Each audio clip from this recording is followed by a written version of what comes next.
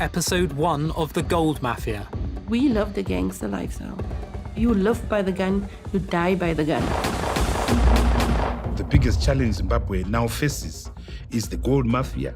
Al Jazeera's investigative unit infiltrates the rival gangs that control Africa's gold. As long as you grease the wheels in Africa, there's no issue. Smuggling. That's what it is, smuggling. All the paper trail is legitimate. It's not like somebody can question it. Former members of the Gold Mafia speak exclusively to the I Unit.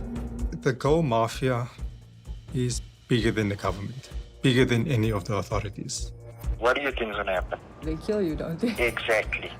Undercover journalists pose as gangsters who want to launder more than $100 million. It is black money. These funds are substantial.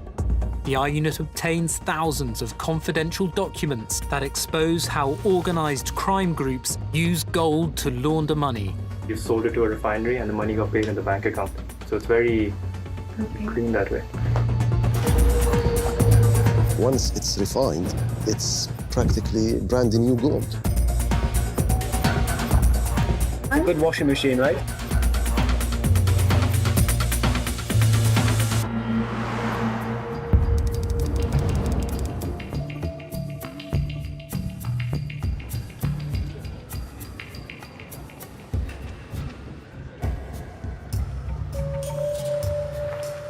The money to be invested, it's not in the books in Hong Kong or China. It is black money. These funds are substantial. Is it 100 million? Is it 50 million? Is it 10 million? Is it 20 million? Is it what? It's more than 100. Okay. Kamlesh Patni is one of Africa's most notorious gold dealers. He calls himself Brother Paul after founding his own church. We try to move our money to find investment overseas. Mr. Stanley leads the I Unit's undercover team. They're posing as gangsters who need to launder dirty cash from China. It's very important to get the right person. Yeah. As a starting point. That's it, yeah. I'm going to give it to you in a very crude way. As a way of explanation, they're looking for a hawala system. Yes. To get the money out. Yeah, sure. Johnny is posing as a black market trader, our hawala man, who moves money across borders without using banks. And the hawala system is based on trust. Trust and connections. Yes. We need advice. Base, infrastructure. Yes. Yeah, Sure. invest in you. Yeah, if you because you have all the connections. Structure already. No, if you have the trust. Patni claims to have the trust of Africa's leaders. Glory be to God, yeah. This is the President Mugabe. Oh, Mugabe. This is me.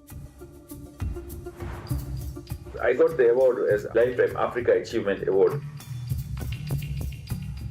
This is Uganda. That's you. This is me. Patni was made a peace ambassador by the Kenyan Council of Elders. This is the President of Kenya, Kibaki. This is the King from Ivory Coast.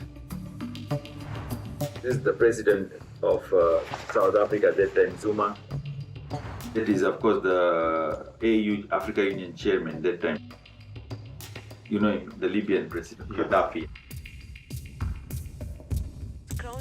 He crowned the Libyan leader Muammar Gaddafi as the King of Kings of Africa.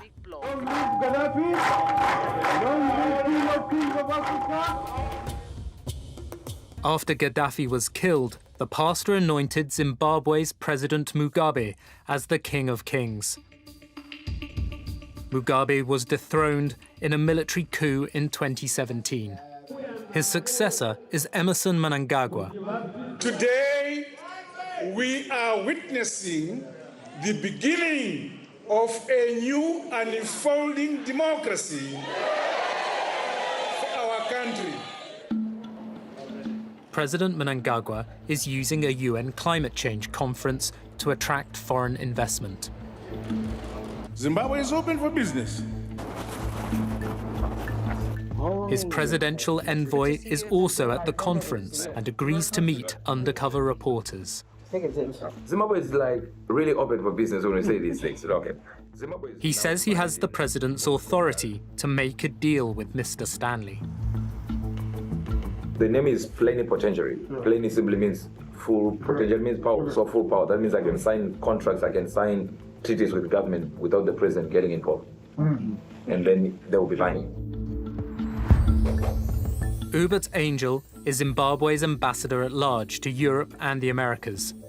He's part of what we call the diplomatic mafia. He's also a self-proclaimed prophet.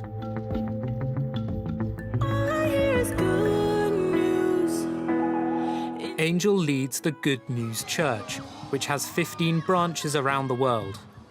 Woman with a tripped nerve. He appears to heal the sick. Yeah. It takes the power of God, but it takes somebody to believe for something to happen like this. His prophecies include football scores from the English Premier League. When it comes to football matches, I'm on TV, live TV, talking about it's going to be two, this one is going to score, this one is not going to score, and it's live around the world. Before a match plays, we'll tell you if it's draw.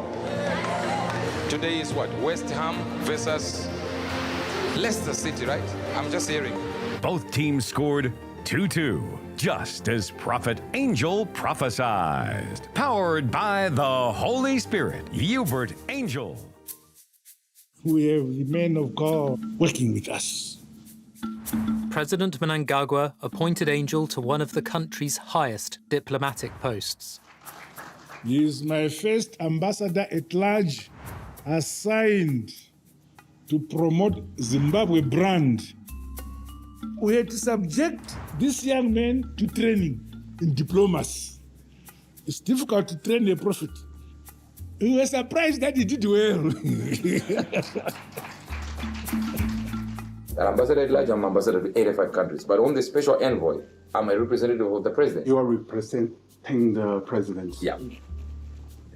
So if you then look on paper, on that position, I'm number 2.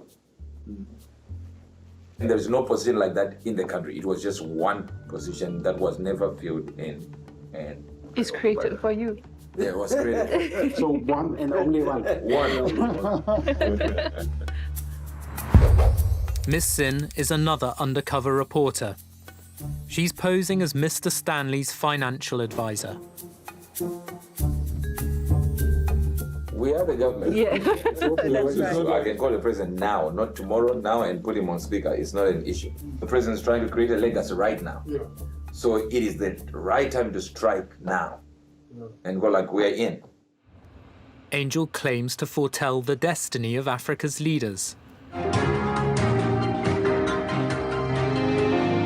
4 days before the Ghana presidential elections, Prophet Hubert Angel gave the word of the Lord, declaring the outcome. No, it's not the rejection of Mahama.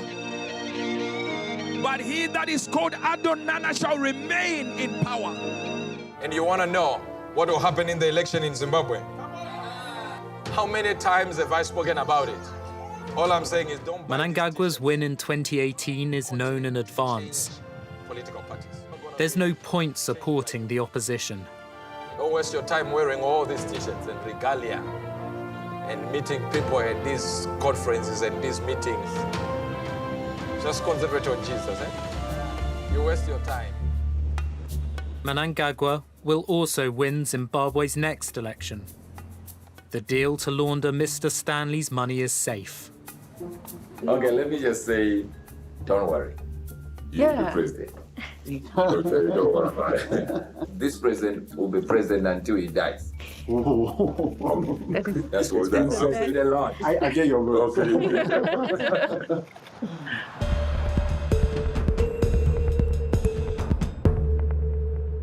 Of course, born in Africa, I was born in Kenya. And I've been to nearly 80% of Africa. Kamlesh Patni's rise to become a fixer for Africa's leaders begins in his homeland. We had embargo on the country in 89, 90. It was dictatorship that time. It was single party. President Moi. Arap Moi. Daniel Arap Moi refuses to hold free elections. In protest, Western donors block aid.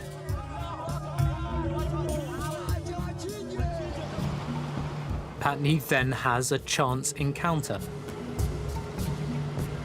I was just 24 years old. I was buying a suit in Nairobi and I met Director of Intelligence. Then I told him about gold. I said, look, there's so much gold flowing through Kenya, but it's nothing Kenya is benefiting, it's not the gold. Patni tells the intelligence chief he has a solution. I said, I can create 500 million, every year from this if you do a proper license of this gold. So he took me to president. Wow. So at 24, I became advisor to the president, President Moi. So then he gave, exclusivity. Patni's company, Goldenberg International, is granted an exclusive license to export Kenyan gold. Instead, gold from what is now the Democratic Republic of Congo is smuggled into Kenya. He sells it abroad and receives a 35% commission from the government. In total, Patni pockets $600 million. It's shared with Arap Moi and the government officials who gave him the license. Kamlesh Patni is a criminal mastermind, is the only word to describe him. He managed to implement a illicit gold money laundering scheme, which nearly took away over 10% of the Kenyan GDP in value. I've written books on that. I'll give you the book. Yeah, I've written on how democracy should work. But of course, in '92, there was a lot of fights, riots in the street, and they wanted multi-party. Patni has advice for Arap Moi. His money will buy support for the president and weaken the opposition. Just make it multi-party. Because the money is with you, you'll still win. But just for the show. I helped the president to survive. Arap Moi retires after 24 years as president. Opposition came in, then they discovered me. They said, who is this young person who kept the president in power and win the election? Then they fought me. Patni appears in court, charged with fraud. At one point, he seems to be ill. Years later, the trial collapses, and he's never convicted. You're a thief! This guy's a thief! You stole billions of taxpayers' cash. Shame on you! You know you stole billions and you got away. Huh? You're trying to bust up. You're a thief! This is just going to enrage me, I know this. The Kenyan courts went after him for nearly 13 years. He was acquitted of all charges scot-free. He moved to Zimbabwe to reinvent himself, found new religion, started his own church. Glory be to God. I'm the one who now again changed Zimbabwe. Today the country is where it is because of the efforts we put in. Otherwise the currency would be useless. In 2008, hyperinflation ravages Zimbabwe's economy. The central bank prints notes valuing billions in local currency. Zimbabwe's financial collapse follows sanctions imposed by the United States and Europe. The West punishes Zimbabwe's leaders for rigging elections and imprisoning opposition politicians. We believe that Zimbabwe should not be a part of the international financial system.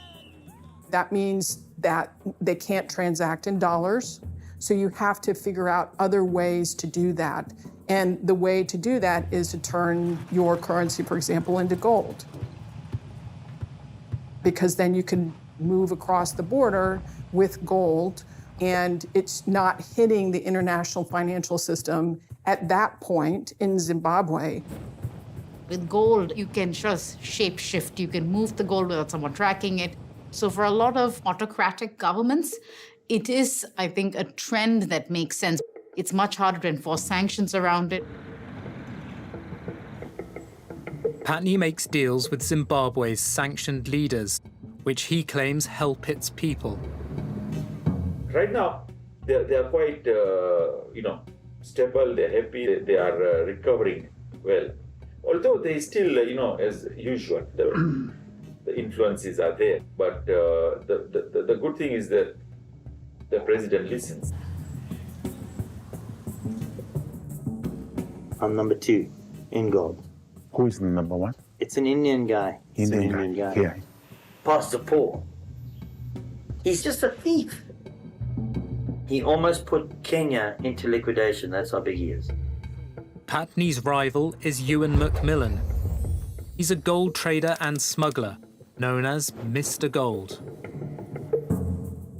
My family owned this business we have. So it was me, I owned it 100%. Okay. But then I gave shares to my 2 brothers. I went to jail first time for gold when I was 21. And then I went to do a lot of prison in the 90s.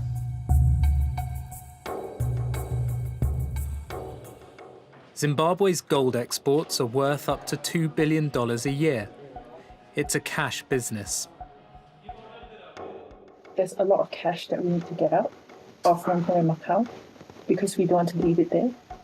Holy There is an opportunity, a hell of a big opportunity to wash money here. You can. That's what we're looking for. You want US dollars in a bank account, which would be better to have a bank account in Dubai, US dollars. So then the best thing is to meet my partner from Dubai. And he knows how we do things here. And then he can help you with how you can bring the money here, no problem. I can give my partner gold in Dubai and he can just pay you anywhere in the world. So I need him to come up with a plan of how to wash the money. And he's clever. He washes money for the Russians. Mr. Gold's partner in Dubai is Alistair Matthias. Alistair. Young guy, huh? Matthias is also a gold trader. He's a financial architect who builds money laundering schemes for corrupt politicians. Thank you for coming. No. Alistair has a seat. This is my partner from Dubai. Yeah, Ewan was saying you helped the Russians. Yes. Shut up. We want to make sure that the mechanism works. Okay. I've been doing it for about almost 13 years now, 14 years. Matthias offers to launder Mr. Stanley's money through his gold trading network across Africa. Ghana, I do one ton, so I do $40 million every month out of Ghana. This region, I do probably about 500 to a ton again. Yeah. So I do roughly about $70-80 million every month. So we can export from Zambia, I can export from South Africa. We have a company in Zambia, Angola, Mozambique. We can export from anywhere.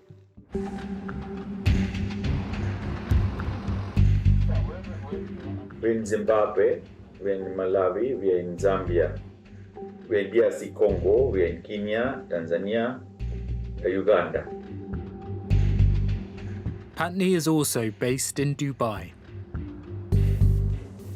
Dubai is the headquarters. Dubai is the center for Africa.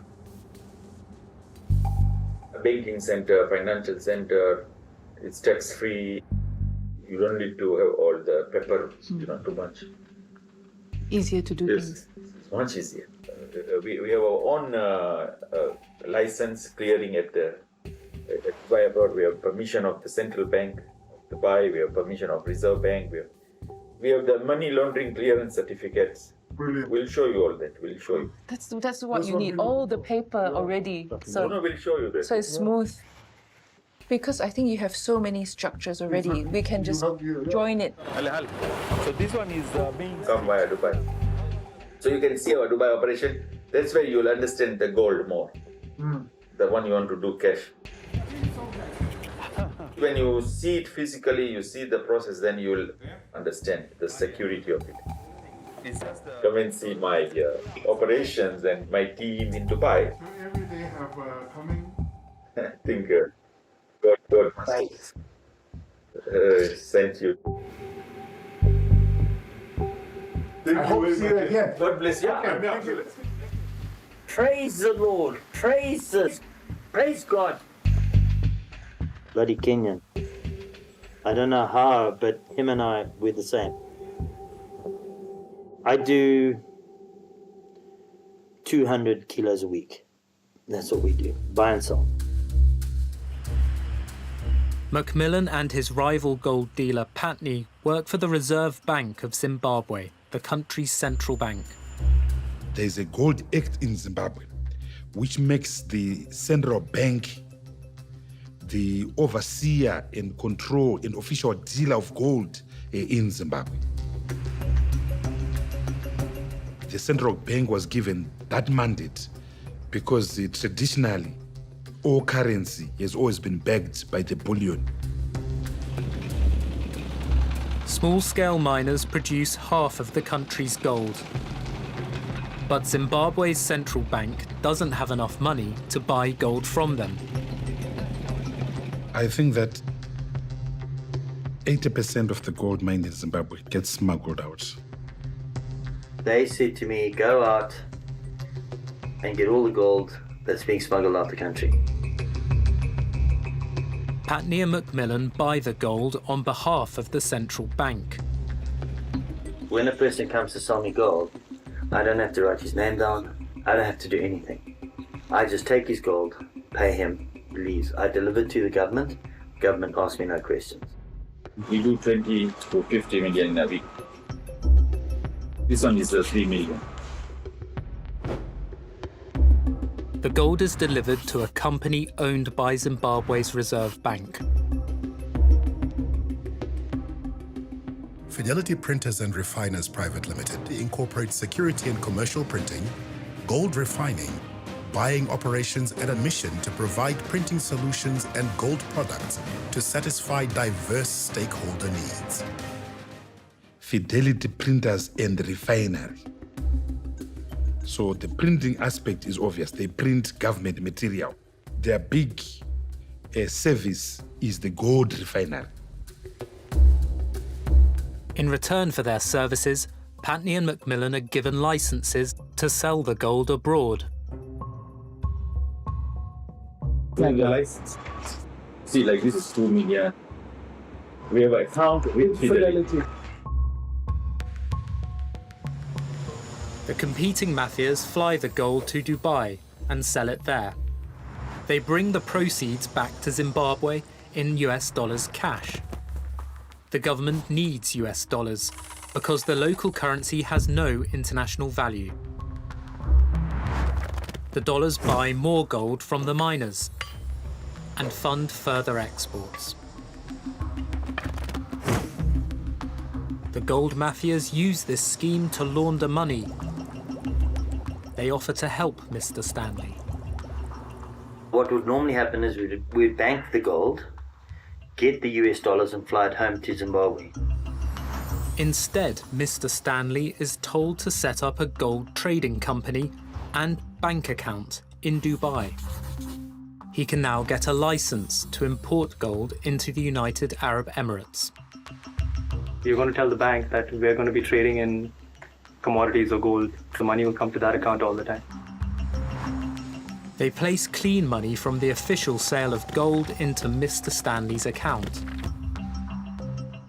You show that it's imported legally. You show that you sold it to a refinery and the money got paid in the bank account.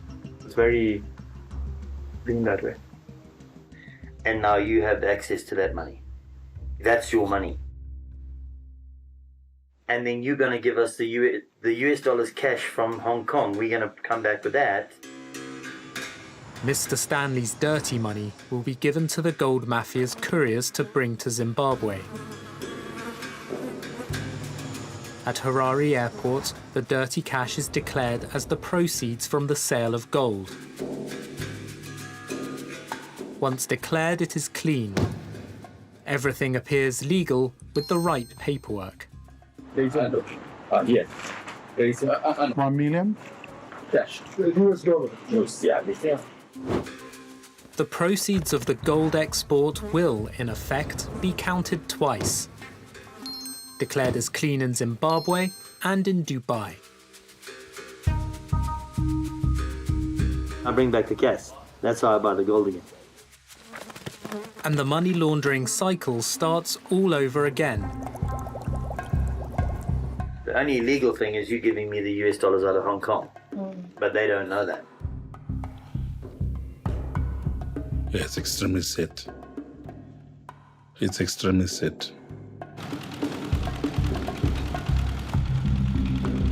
We've got world-class deposits of gold, but we have nothing to show for it, thanks to people like Mr. Macmillan. The biggest challenge Zimbabwe now faces is the existential threat that comes from this mafia, the gold mafia. Patney then offers another way to get Mr. Stanley's dirty cash from Hong Kong to Dubai.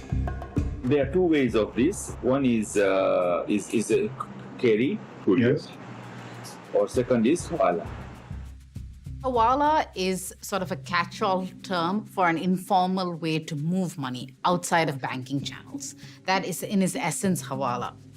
Hawala usually involves financiers with close family or personal ties who swap funds and keep track on ledgers. Hawala is an incredibly common money transfer system, and it works very simply. You have somebody in country A, and they get money from a customer.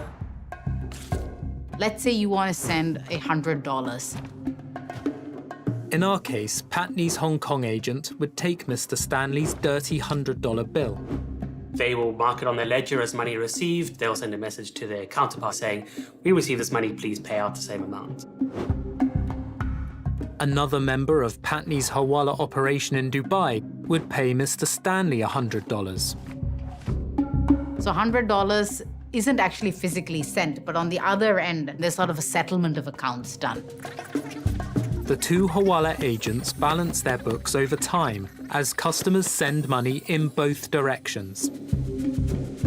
On the one hand, it is a legitimate mean, sometimes the only mean for economic migrants to move money, but it can also be used as a way for criminals and criminal enterprises to evade detection through the banking system.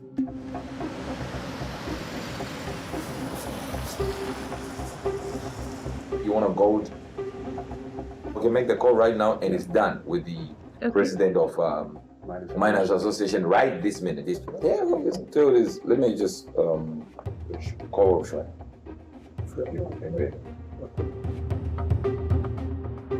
Henrietta Rushwaya heads Zimbabwe's Miners' Federation. She's also the president's niece. I've got my people here. Hey, shut up and listen.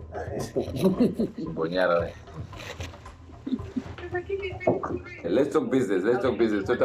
We'll talk about our stories later. Let's talk business. We want to just get gold. The other deals that we normally do with the people, like the one we did in Dubai, where they also want to invest in gold and buy gold, maybe send a private jet, picks up gold every week. Yeah, perfect. No, that's okay. Let's do it, bro. 100 kilos every week. Oh, they're taking 100 kilos every week. Okay. Okay. But why? How many? They're getting it at less 4% in the world. Yeah. Mr. Stanley is being offered to buy the gold at a 4% discount. They're saying it's very good price. I think you should have said less 3%.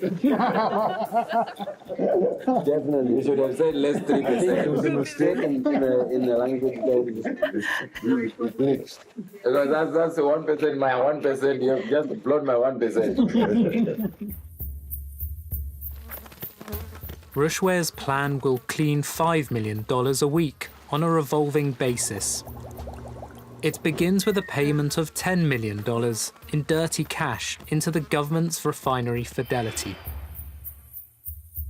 They bring in 10 million for instance. 5 million will be put into Fidelity for the duration of their relationship.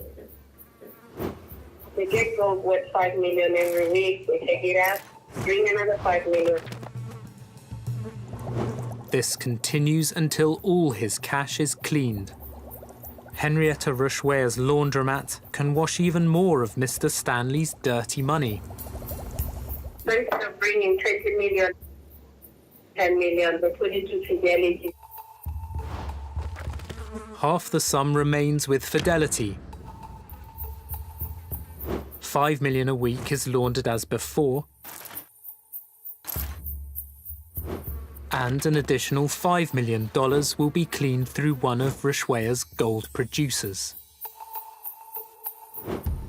Then they give the other 5 million to the producer, who can actually add on to their weekly parcel that they take out. Mr. Stanley can now launder $10 million a week. You can easily open an account for them under one of your many companies. We are the only sector in the country that is paid in foreign exchange on cash basis. All right. So when we finish, I'll call you again, then we talk. Hope you will be available. Always available. It's here and at your disposal. Thank you, sis.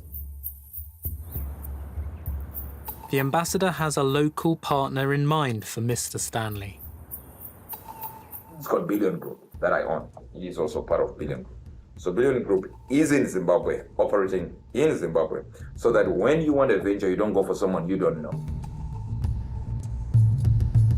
Angel is in Glasgow with President Mnangagwa for the UN Climate Change Conference. Angel offers Mr. Stanley a meeting with the president. We're working on your meeting with him. He's at the meeting right now, so he finishes around 7, 8, 9. Mnangagwa claims that sanctions hinder Zimbabwe's commitments to a greener economy. The removal of the illegal sanctions imposed on my country will undoubtedly enhance the timely achievement of our commitments. Sanctions limit the ability of Zimbabwe's politicians and state entities to trade. This country has sanctions, so the country can't sell the gold anywhere in the world. So an individual can sell it because he doesn't have sanctions. Macmillan has family ties to another businessman involved in assisting the government to break sanctions. He bankrolls this whole country. He phones up the governor, the Reserve Bank governor. Hi, I want a meeting. Okay, fine. What time? Free at 11. I'm coming 11. Okay, fine. He owns one of South Africa's largest cigarette manufacturers. He has a brand named after him. Simon Rutland runs his own mafia through his company Gold Leaf Tobacco. He's known as the boss. He's massive. He is one mother, my friend. You have no idea how big he is. Rutland exports more gold than Macmillan and Patney and has a different deal with the government. He's connected to Zimbabwe's ruling elite. His business partners include a retired general, a former sanctioned energy minister, and Mnangagwa's former Minister of Foreign Affairs. An ex-Minister of Mines buys a company from Rutland for over $800,000.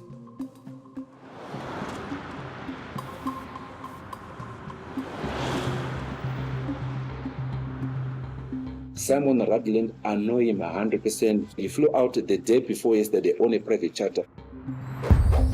Moses Nango works for South African Airways at Harare Airport. He offers to help the I-Unit's undercover team to smuggle gold. I've been working at the airport for the last 23 years. I've been helping people to move gold. I've been helping people to move money. I've been helping people to move diamonds. Moses describes how Rutland and his gold leaf mafia break sanctions on behalf of the Reserve Bank. Simon Rutland has got a special deal. What they do is, once if they get the gold, they get the escort all the way to the airport. They've got 3 to 5 people taking the shit out of the country. They carry gold. They give him the gold. He has a contract to move from Fidelity to Dubai. They do rotations. At times there are 3 people at one flight, depending on the volume. When they get by the security checkpoint, their bags are exempted to search.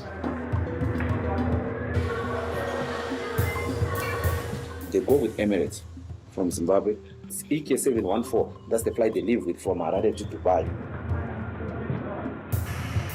They're normally traveling either business class or first class. Someone has got serious buyers in Dubai already. Somebody's going to be waiting with the money.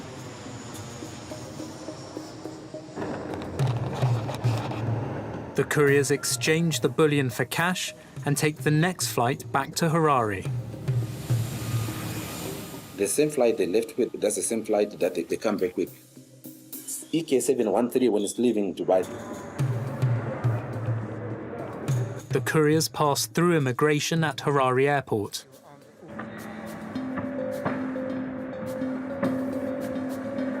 They're all white. There's Kit Patrick. Flight manifests show he makes the trip 13 times in 2 months.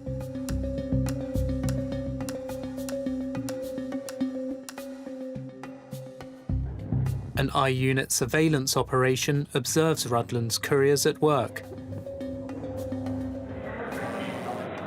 Talmage George Alexander is spotted in a check shirt. He flies to Dubai 7 times in the same period. Terence Ian Keith is carrying a black briefcase. His name appears on flight manifests 9 times in 2 months. Airport officials are waiting in Harare. Johannes Swan. They greet Johannes Swan as he arrives.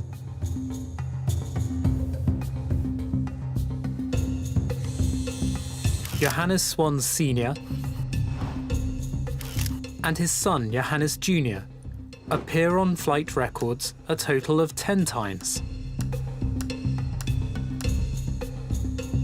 There's Peter Bowen. Peter Bowen travels 10 times during the same 2-month period.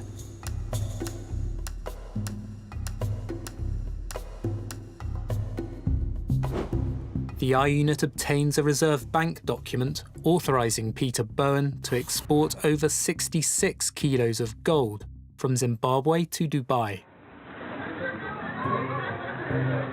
The surveillance team follows him.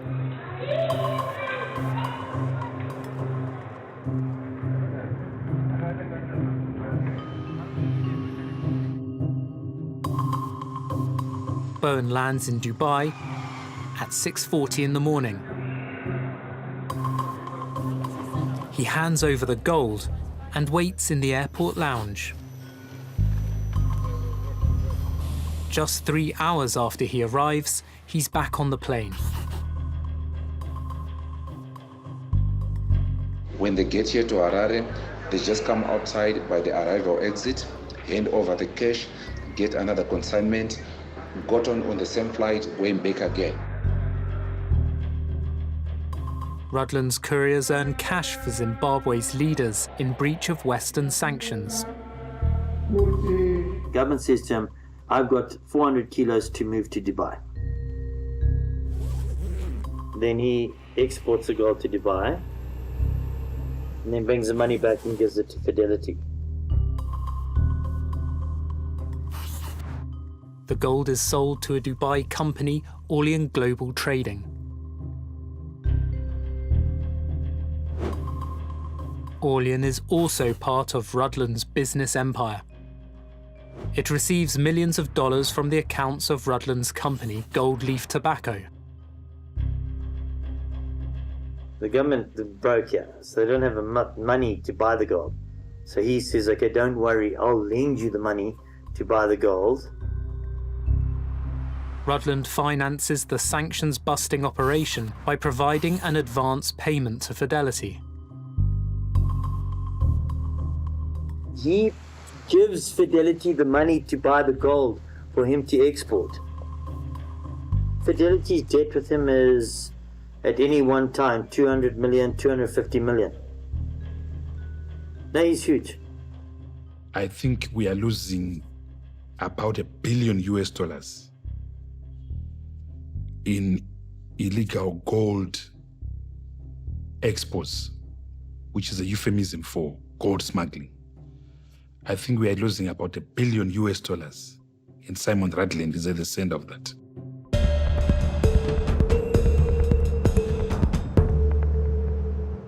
This is Dimitro. Hello. Undercover reporters meet one of Kamlesh Patni's couriers. He's a guy from Zimbabwe. He's the one who flies. Dmytro Abakamov travels regularly between Dubai and Harare. He's also a director of one of Patni's companies in Zimbabwe. Our surveillance team observes him at work in Harare airport. We have to have a lot of documentation to be allowed to handle this. A letter from Fidelity to Dubai Customs names Dmytro and a relative of Patni as couriers. It authorizes his company, Susan General Trading, to carry $3 million cash a week into Zimbabwe. The Reserve Bank announces that Susan's jewelry and gold exports are the country's top US dollar earner. Susan has developed a network that gives it financial clout, generating $168 million in 2020. Susan's business is considered so valuable in generating hard cash for Zimbabwe that the government pays it a bonus worth 18% of its exports. But documents obtained by the I-Unit reveal that it's all part of Patni's latest gold scam. We track down one of his former accountants. He exports jewelry and gold bar to Dubai or rest of the world. In the exchange, he has to bring foreign currency to Jim. On paper, he's bringing money to Jim. When Patni's couriers return to Harare from their Dubai trips, they declare their cash at the airport. Anyone bringing currency has to declare at the airport with the form 47 that generally we call blue form. Sometimes they're bringing some cash from there and they declare it, but amount is less. Sammy worked at one of Patni's businesses in Harare. We've concealed his identity. They're not declaring actual amount. They're bringing like 50,000, sometimes 100,000, but they declare as like 1 million and 2 million. One blue form records Patni himself bringing $1.2 million in cash. The money is the proceeds of jewelry sold in Dubai. But Patni doesn't bring $1.2 million back to Zimbabwe. They give bribe to the custom guy there. They tell them to stamp their blue form, put the amount there, that they are bringing 1.2 million, but actually he did not bring that 1.2 million amount. Raj records the actual amount returned by Patni in his ledgers. Instead of $1.2 million, he brings less than 100,000. We have to officially declare at the airport. This is the airport declaration. He leaves the bulk of the money from the sale of gold in Dubai. Customer declaration. The flight number, you can see that. Yeah. Patni now has insufficient funds for the next round of gold buying. In order to keep his export license, he's required to buy gold from small-scale miners. Now he need more money to buying gold in Harare. So he collect from market. Patni makes up the shortfall from the Hawala market. He collects cash from Zimbabwean clients who want to send US dollars to Dubai. He uses their money to buy the gold, which is exported and sold as before. Patni claims his 18% commission from the Zimbabwean government. In Dubai, he pays his Hawala clients with the proceeds of the gold sale. He collect that money, he get his commission, he paid them in Dubai. The much-needed hard cash doesn't enter Zimbabwe's economy. With the gold export, Kamlesh Patni pretending that he's helping the country with the foreign reserve. He's not bringing any foreign currency inside the country. He's taking all foreign reserve outside the country. So he's just making fool of the people around him, the government officials.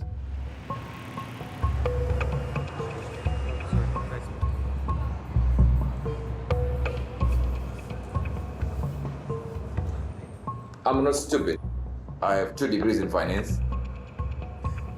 So I've done a lot, okay?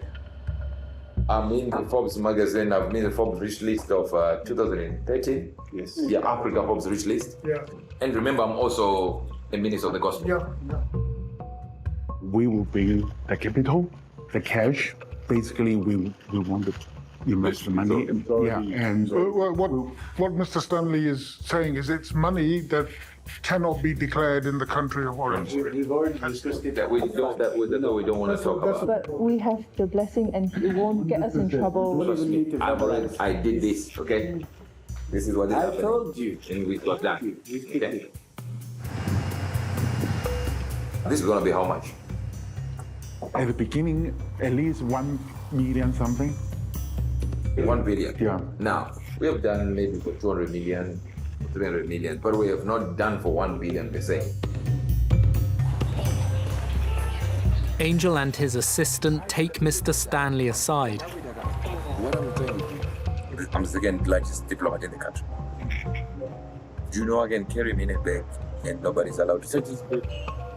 I can carry me in a bag and nobody touches the bag. Right now, I can put things in a bag like this with 1.2 billion and put a red tape written diplomat. That's it. He'll use his diplomatic cover to fly Mr. Stanley's $1.2 billion into Zimbabwe. So it's a very, very easy thing. It will land in Zimbabwe. Zimbabwe can't touch it. Yeah. Until I get to my house. Yeah. Yeah, you can understand. Oh, so you can be a diplomatic player.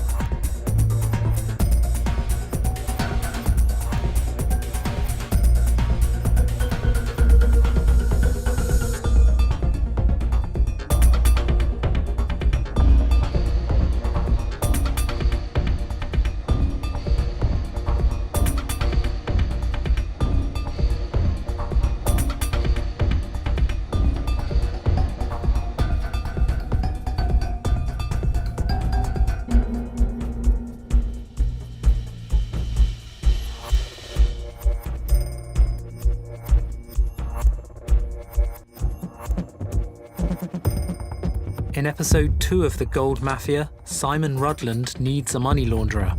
He's a billionaire. He's a billionaire. He controls 90% of this government. Then he finds one. He's held up as this shadowy figure that controls money laundering in South Africa. There was 15 million rand in cash in the houses, in suitcases. And Mr. Stanley's meeting with President Mnangagwa comes at a price. Because his time is so valuable, the facilitation fee will be $200,000.